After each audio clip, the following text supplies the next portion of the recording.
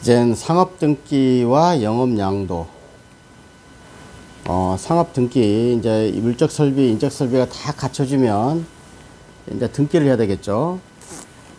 그리고 영업이 안 되게 되면 이제 영업을 양도해야 되겠죠. 간단히 말해서 영업을 폐지, 팔아 넘기는 걸 말하죠. 그 상업등기는 절대적 등기사항과 상대적 등기사항으로 나눠질 수가 있고, 변경 등기할 때는 본점 2주, 지점 3주, 반드시 일반 등기할 때는 기간이 없는데 변경 등기할 때는 기간이 있다고 합니다. 등기관은 어디든지 그래죠. 형식적 심사권을 갖고 있고요. 그 다음에 이제 상업등기 일반적 효력 말하는 겁니다. 일반적 효력, 특수적 효력, 그 다음에 부실등기. 이제 세 가지로 이렇게 등기는 나눠지는데, 소극적 효력, 등기 안 했을 때 효력을 소극적 효력이라고 합니다. 적극적 효력은 등기했을 때 어떤 효력이 있느냐. 등기할 사항을 등기하지 않게 되면 선의 제3자에게 대항하지 못하죠. 등기를 했는지를 모르니까 모르는 제3자는 대항하지 못하는 거죠. 여기서 선의 제3자라는 것은 대등한 이치재산은 보래 거래 상대방을 말하는 거고, 국가는 제3자라고 할 수 없는 거고요. 등기사항은 절대적 등기사항이나 상대적 등기사항을 전부 말하는 거고요. 등기사항은 뭐 그런 거 있다는 거. 그 다음에 본점에 등기할 사항은 영업소 지점에서 등기해야 된다. 이거는 항상 얘기고, 지배인 등기만 본점 또는 지배인 등기에다만 하는 거죠. 그때 또는이 그때 한다고 그랬죠. 적절력 등기했다면은 비록 아까 했죠. 등기하지 않았다면 선의 제3자한테 대항을 못하죠. 모르니까 그죠. 등기했다 그러면 뭐예요? 선의 제3자한테 대항할 수 있다는 거고. 그러나 실제로는 이게 그 시험에 자주 나옵니다. 이 두 가지 대항하지 못하는 거.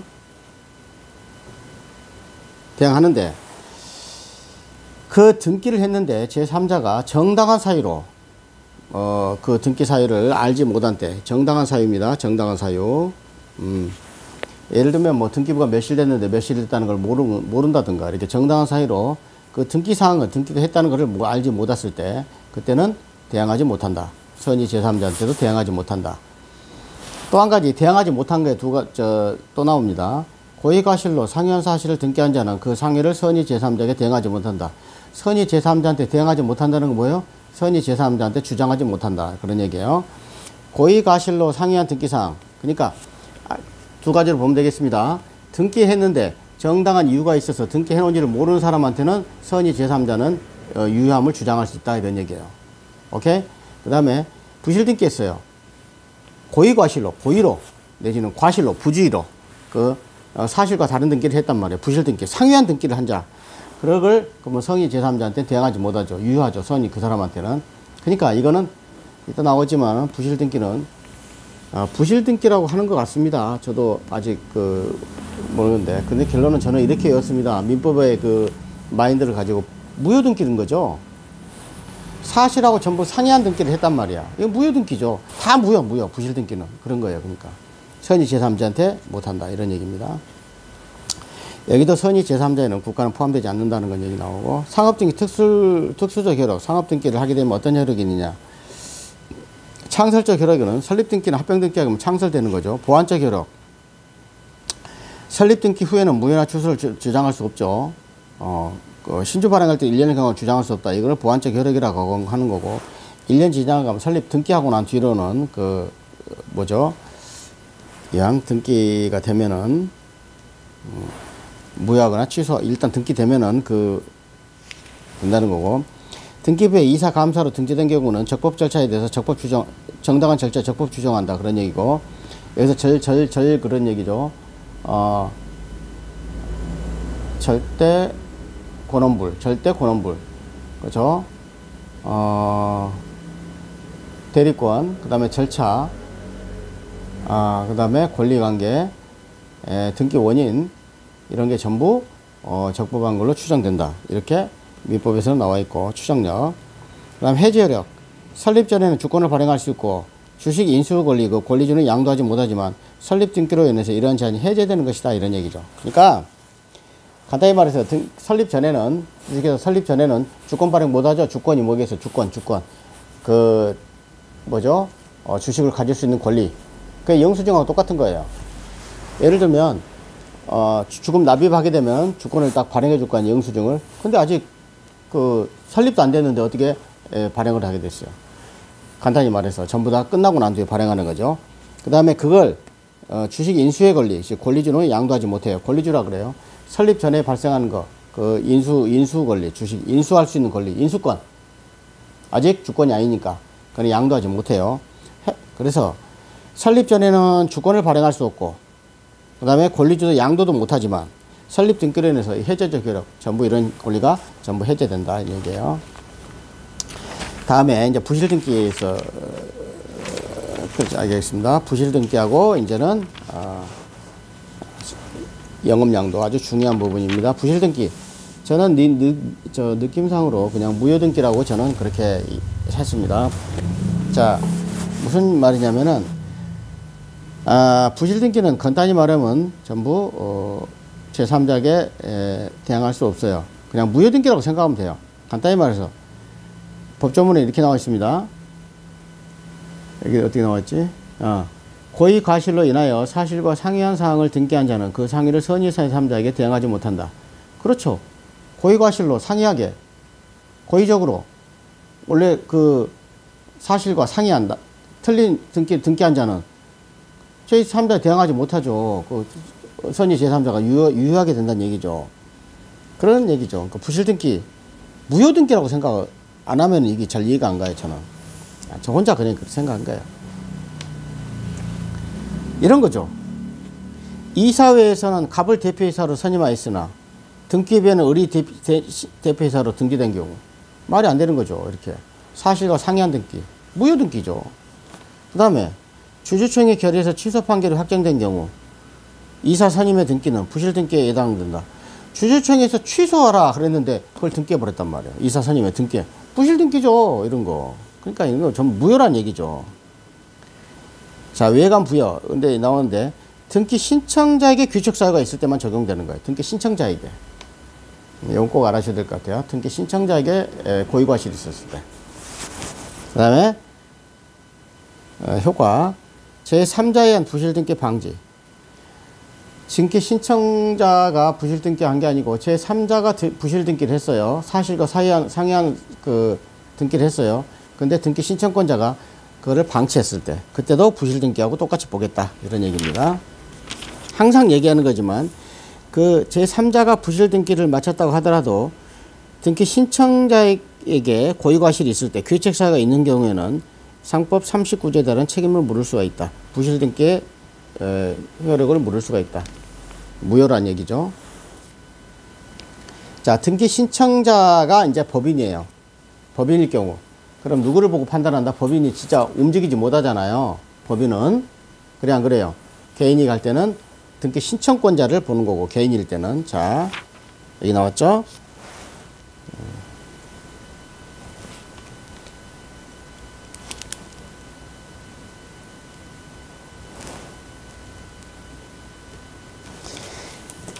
자, 등기 신청권자를 본다고 말해요. 등기 신청권자를. 근데 여기서는 등기 신청권자가 법인인 경우는 어떻게 하느냐. 이건 개인이고. 한 명회사는 대표사원, 주식회사는 대표이사를 기준으로 본다. 당연하겠죠. 대표이사가, 대표사원이 그 행위를 하는 걸로 그걸 기준으로 삼는다는 얘기예요. 뭐 별 얘기 아니에요, 이거. 예외 없이 그런다는 얘기고.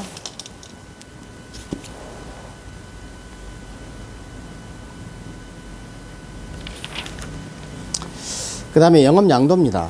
영업양도가 이제 굉장히 중요하고, 또, 이해할 것도 많고, 이거 솔직히 말하면 저도 이게 100% 이해 못했어요. 이거 정리합니다. 영업양도. 점포를 남한테 팔아먹는 거. 그걸 영업양도라 그래요. 그러니까 영업을 양도하는 거는 간단히 생각하면 이렇게 대전제로 제가 어저께 밤새내 했던 걸 말씀드립니다. 점포를 팔아 넘겨요. 그러게 되면 거기에 있는 인적 설비, 물적 설비를 다 놓고 가는 거잖아요. 당연한 거죠. 권리금도 주고 그러니까. 그냥 놓고 가요. 만약에 종업원이 2명 있다 그러면 종업원도 놓고 가고, 인적 설비. 그 다음에 거기에 있는 전부 주방, 뭐 어떤 테이블, 탁자 다 놓고 가는 거예요. 놓고 가는 거예요, 전부. 그리고 자기만 빠져나가는 거죠. 당연히 영업양도는. 오케이? 간단한 거잖아요. 이게 영업양도예요. 전부 영업에 대한 양도는 전부 뭐에? 포괄적으로 승계받는 거예요. 단 채권 채무 관계는 개별적으로 정리하는 거예요. 예를 들면 간단히 생각합니다. 이거 정확히 알아야 됩니다. 인적 물적 설비는 그대로 놓고 가는 거예요. 그러나 내 개인적으로 사장하고 채권 채무가 있을 거 아니에요. 채권자도 있고 채무 관계도 있고. 채권 채무는 뭐라고 했어요? 채권은 상대성이라고 얘기. 또 민법에 들어오는 거예요. 물권은 절대성, 채권은 상대성, 채권은 특정인 에게만 관계된 거. 그러니까 그 영업소 해가지고 나하고 채권 채무로 관계가 있던 것들은 그건 나하고 해결해야 되죠. 영업을 양도했어도. 자, 정리합니다. 인적 물적 설비는 그대로 두고 몸만 빠져나온다.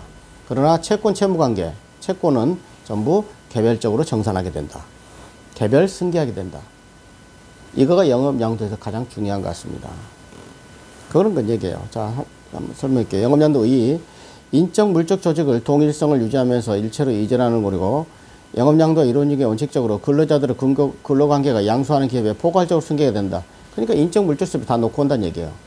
직원들도 빠져나오면 안 되죠. 그대로 놓고 나온다. 물건도 그대로 놓고 나온다. 나만 빠져나온다. 대신 나만 빠져나오면서 나하고 채권 채무 관계한 거는 개별적으로 해야 된다. 그런 얘기죠. 자, 얘기합니다. 영업양도는 영업에 관한 일체 물질적 포괄 이전이 해야 한다. 영업양도 당사 권리 성질에 맞게 개별적으로 이전 절차를 마쳐야 된다. 이거는 통지나 승낙. 채무 명의로서 강제 집행할 수 없다. 양도인에 대한 채무 명의로서 바로 양수인에 대한 소유재산에 강제 집행할 수 없죠. 그러니까 간단하죠. 양도인한테 채무가 있던 사람이 양수인한테 할 수 없는 거란 말이에요. 이건 채권 채무 관계는 개별적으로 한 거. 영업에 대한 것만 영업 양도라고 그랬잖아요. 영업 양도. 그래서 영업이 양도지 내 자식까지 전부 양도하는 거 아니잖아요. 채권 채무까지. 이해하셨죠?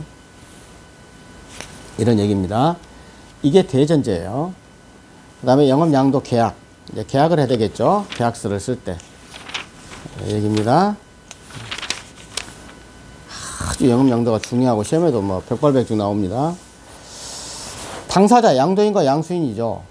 그럼 뭐겠어요? 영업 양도인은 지금 장사하다가 물려줬잖아요. 상인이죠. 지금 하고 있으니까. 그런데 양수인은 상인이 양수를 해가지고 사업자 등록을 하고 장사를 해야 상인인 거죠. 어렵게 이해하지 마세요. 지금 현재 상인이잖아요. 아까 그랬잖아요. 명의 대여자 책임하고는 달라요. 명의 대여자는 어떻게 돼 있어? 상인이 아니어도 돼요. 명의 차용해가지고 장사하려고 그러잖아요. 명의 차용자가 상인이어야 되는 것이고. 여기서는, 영업 양도에서는 영업을 양도하잖아요. 장사하다가. 그러면 지금 장사한 사람이 상인이어야 되고, 양수인은 상인이 아니어도 되고, 나중에 상인이 되겠죠. 그걸 이렇게 중요하게 나오는 겁니다. 개업 의사가 객관적으로 인식 가능 상태일 때 상인 자격을 취득한다. 의사결정, 양도할 때 의사결정, 개인일 때는 전혀 의사결정 할 필요가 없고, 자인일 때는, 그 다음에 회사일 때는 그렇잖아요. 영업 양도할 때 뭐 절차를 거쳐야 될 거 아니에요. 지 마음대로 대표이사가 마음대로 가서 할 수 없잖아요. 그러니까 인적회사일 때는 총사원의 동의를 얻어야 되고, 물적회사일 때는 뭐 주주총회, 사원총회 특별결의를 열어야 된다는 얘기죠. 영업 양도 그 정관장사와 똑같이 그 숫자가 기억이 안 나네. 3분의 2 뭐 이렇게 동의 있을 거예요. 좀 영업 양도도 정관 변경하고 똑같이 굉장히 그 특별결의를 얻어야 됩니다. 이해하셨죠? 의사결정할 때. 그 다음에 넘어가고, 그 다음에 이제 그 양도에서 이렇게 당사자가 서로 계약을 하고, 그 다음에 의사결정이 있으면 의사결정 절차를 회사 같은 처리하고, 개인이 하는데 무슨 의사결정 절차가 있겠어요? 개인 상인일 때는. 그런 게 없는 거고. 근데 계약 체결할 때는, 개인일 때는 명시적 계약뿐만 아니라 묵시적 계약도 가능하고, 회사인 경우에는 그 결정 절차를 밟아야 된다는 얘기고. 그렇죠? 그 다음에 대내적 효력. 자, 이제 여기서가 좀 이제 복잡하고 중요한 겁니다. 이것만 하면 끝나면은 끝납니다. 근데 꽤 오래 걸려요. 영업양도의 대내적 효력. 재산 이전해줘, 그대로. 그 다음에 고용관계 이전하는 거죠. 간단히 말해서 재산하고 채권 채무는 개별적으로 이전하는 거고요. 고용관계나 영업 일정 물적 설비, 고용 그 직원이나 그 다음에 물적 설비는 그대로 놓고 가는 거고. 꼭 그것만 이야기하면 됩니다. 재산, 채권 채무 이런 건 어떻게 개별적 이전하는 거고요. 그러니까 재산 이전이라는 거는 뭐겠어요? 간단히 말하면은 그 사무실 그 설비에 있는 물적 설비를 말하는 게 아니에요.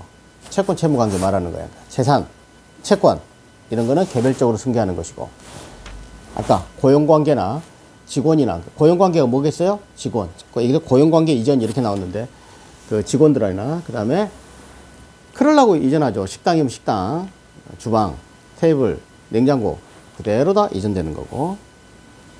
그 다음에 단순 노무에 종사한다는, 이거는, 영업 양도가 인정되는 거예요. 승계 안 해도.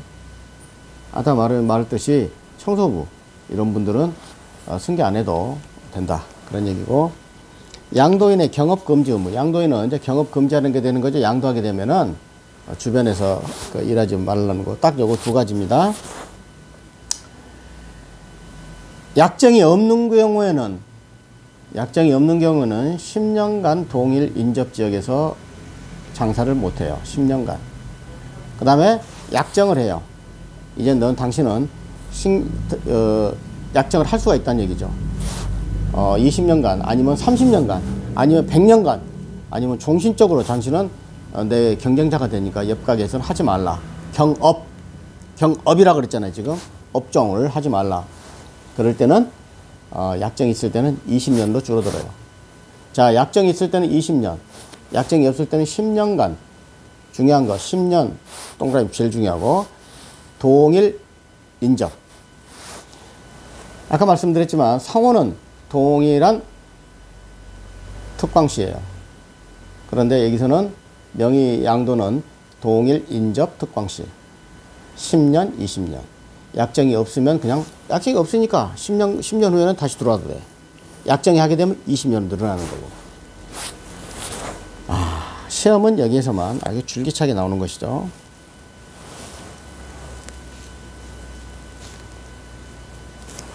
그 다음에 영업 양도인의 경업 금지적으로 동일지역 인접지역은 양도된 물적 설비가 있는 것을 하는 게 아니고 양도인의 통상적인 영업 활동이 이루어진 지역을 기준으로. 근데 봐봐요. 아까 말씀했죠. 약정이 없는 경우에는 동일지역이나 인접지역, 서울시나 아니면은 수도권 여기까지 포함된다는 얘기예요. 인접지역까지. 서울에서 양도했다 그러면 수도권까지. 그 인접지역에서 10년간 하지 못하는데, 그 인접지역이라는 거는 공장 설비, 물적 설비가 있는 곳, 아니면 내 가게가 있는 곳, 이것을 한 게 아니고, 인터넷 같은 경우는 전국망으로 할 수 있잖아요. 그래 되면 전부 못 한다는 얘기예요. 통상적인 영업활동이 이루어지는 곳. 내 사무실이 있는 곳이 아니고, 내 공장이 있는 곳이 아니고, 통상적인 영업활동. 이 사람의 공장은 제주도에 놓고 서울에서 활동하고 있죠? 그럼 서울에다가 그 옆에다가 경업, 그 공장이든 가게를 찰 수 있다 없다? 없다 얘기예요. 이해하셨죠? 이거 통상적인 영업활동이 이루어진 장소를 기준으로 한다. 물적 설비, 공장이나 점포가 있는 곳을 하는 게 아니라. 점포. 이해하셨죠? 자, 대외적 효과. 이제 여기서부터가 중요한 겁니다. 또 양수인이 양도인의 상호를 계속 속용하거나 채무인수를 광고할 때는 양수인도 변제할 책임이 있다.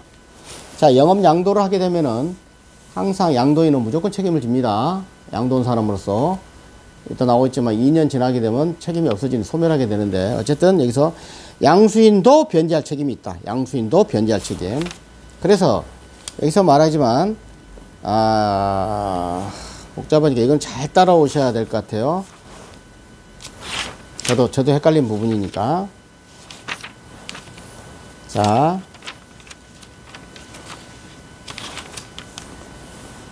간단히 말씀을 드리면은, 이제 크게 한번 이렇게 설명을 하겠습니다.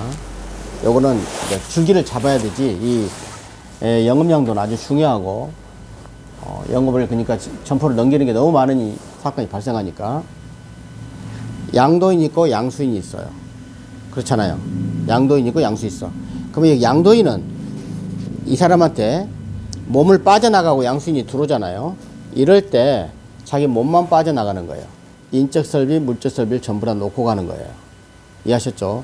그런데 이제 양도인한테 관계된 거예요. 양도인이 지금 아까 얘기했잖아요. 채권자, 채무자가 있을 거 아니에요. 채권, 채무는 어떻게 한다고 그랬어요? 개별적으로 인수한다고 그랬잖아요. 이거 이해 안 하면 또 못 하는 거예요. 모든 설비는 다 놓고 가. 그런데 채권, 채무는 어떻게 할 수가 없잖아요. 개별적으로 정산해야지. 내가 그 사람한테 어떻게 알겠어? 채권은 뭐라고 했어요? 특정인 간의 관계라는 얘기 있잖아요. 했잖아요. 그러니까 특정인끼리 해결돼야 되는 거야. 그러면 여기서 만약에 가계를 넘어가면서 상호하고 연결된 겁니다. 지금 영업양도 상호하고. 영업양도를 그대로 하고 있으면서 양수인이 들어왔었어요. 이제. 근데 상호를 계속 쓰고 있어요. 상호를. 예를 들면 뭐라고 그럴까? 순이 국밥집이라고 그래요. 순이 국밥집. 그럼 국밥집을 그대로 상호를 쓰고 있어요. 순이란 말을. 이해하셨어요? 그런데 만약에 양순이 들어와가지고 그 상호를 그대로 속용이라고 그래요. 상호를 쓰고 있다 그 말이에요. 그러게 되면은 채권자한테 양수인도 변제 책임이 있다는 거예요. 부진전 연대 책임입니다. 누구누구 도, 그래, 도가 중요해. 도의 동그라미.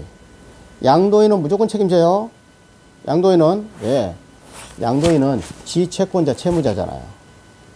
이거 개념을 모르게 되면 안 된다는 얘기예요. 이거 오래 걸렸어요, 저도. 저도 이제 상법 모르니까. 그러니까 양도인이 있고 양수인이 있는데 양도인의 채권자가 있고 양도인의 채무자가 있어요. 양수인하고 관계가 없는 거예요, 전부. 양도인의 채권 채무자. 그러니까 무조건 양도인은 책임을 져요. 채권자 채무자니까.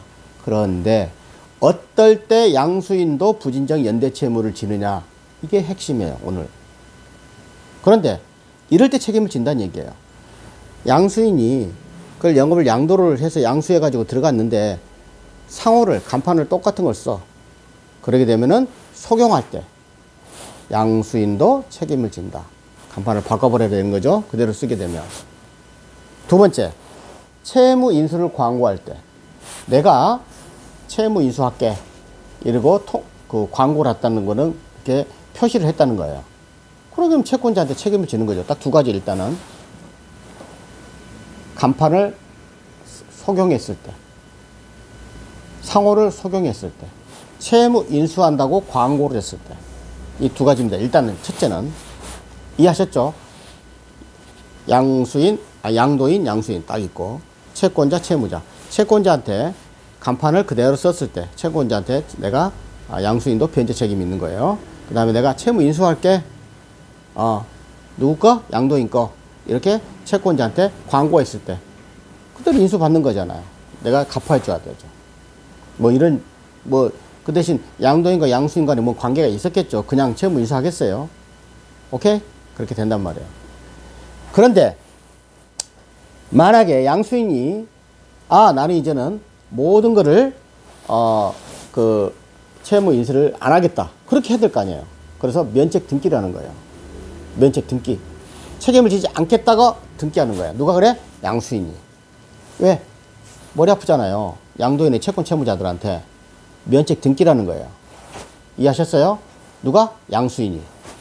안 그러면 양도인, 양수인이 손잡고 가서 채권자한테 우리 둘 다 이제는 통지하는 거야. 양수인이 채권 채무를 전혀 인수하지 않을 거야. 내가 책임질게. 이렇게 통지할 때. 등기할 때는 양수인이 알아서 등기하는 거고, 면책 등기를. 면책 등기란 말은 뭔지 알겠죠? 그 다음에 양도인과 양수인, 과가 중요해요. 양도인과 양수인이 통지할 때. 누구한테? 채권자한테. 면책. 양수인이 책임 안 지겠다. 여러분 대전제를 알아야 되는 거예요. 지금 현재 채권자든 채무자든 간에 전부 누구 채무자예요? 양도인의 채권 채무자예요. 양수인은 가게에 들어가는 사람이니까. 이해하셨죠? 첫째, 상호를 속용할 때. 두 번째, 채무를 인수하겠다고 광고할 때. 이때는 양수인이 책임을 진다. 근데 양수인이 책임지기 싫으면은 양수인이 면책 등기라는 거야.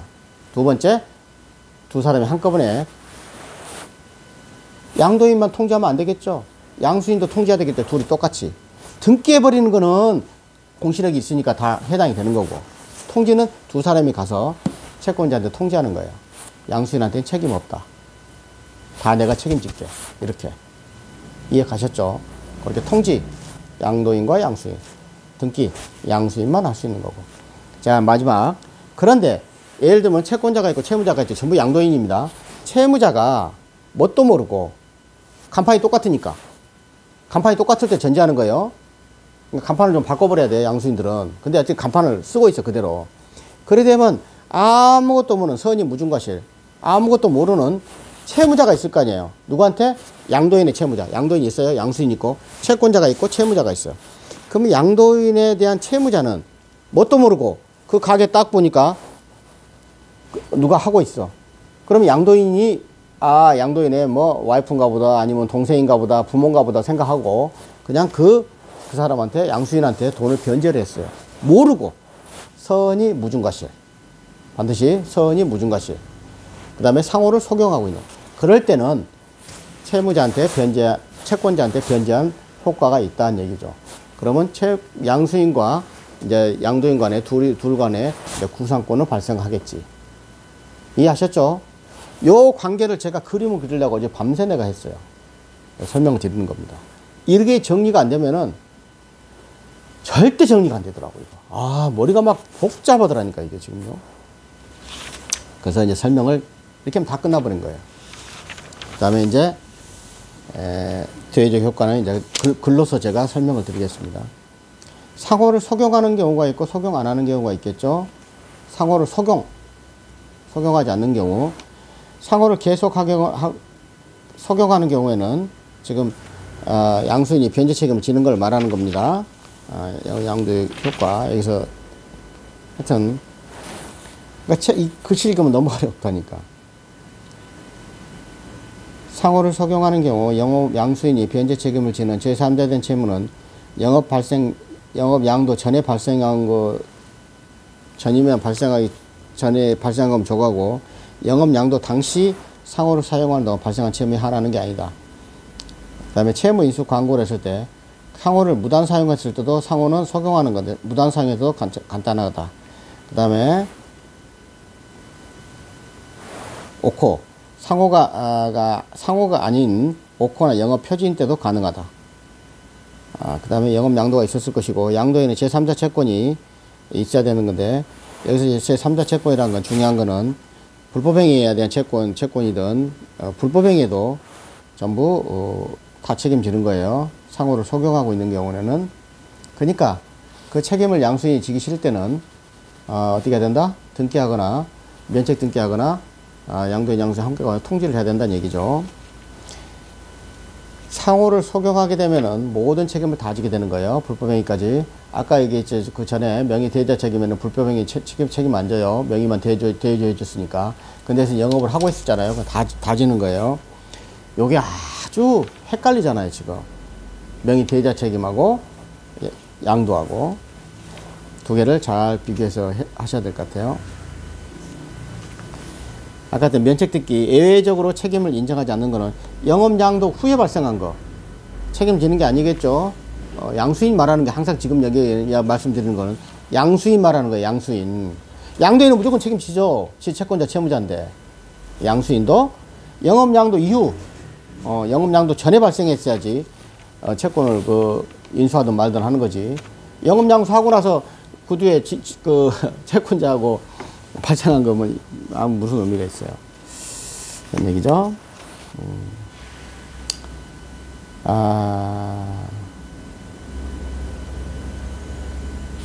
여기도 현물 출자가 여기서 영업 출자라는 얘기인데, 영업 출자라는 거예요, 지금. 현물을 출자해 주식회사를 설립하여 상호를 계속하는 경우 새로 설립된 회사가 변제 책임이 있다. 새로 설립된 회사가 양수인 꼴이 되는 거죠. 양수인. 현물 출자.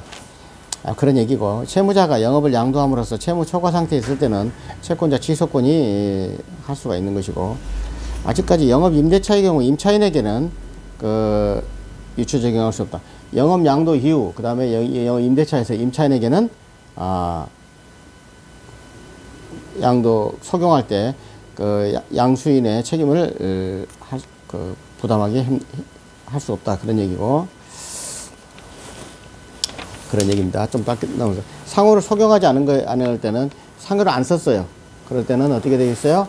양수인이 채무 인수를 광고할 때도 변제 책임이 있다.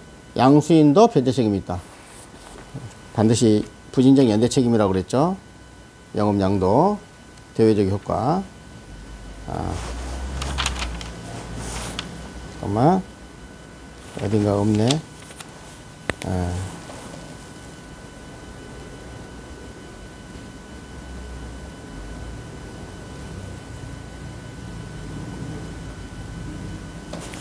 부진적 연대 채무예요.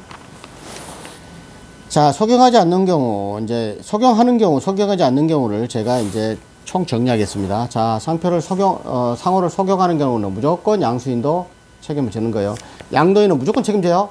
자기 채권자니까. 그다음에 상호를 속용하게 되면 양수인이 책임져요.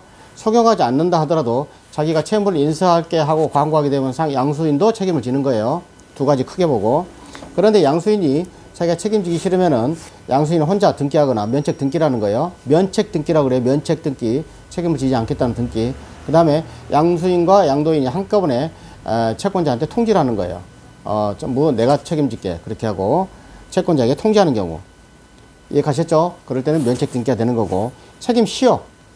양도인은 어떤 경우도 2년만 지나게 되면은 소멸하게 되는 거예요. 뭐 양도 광고든 간에 어쨌든 2년 소멸. 이해가셨죠? 언제까지 양도인이 그 책임지겠냐는 얘기죠.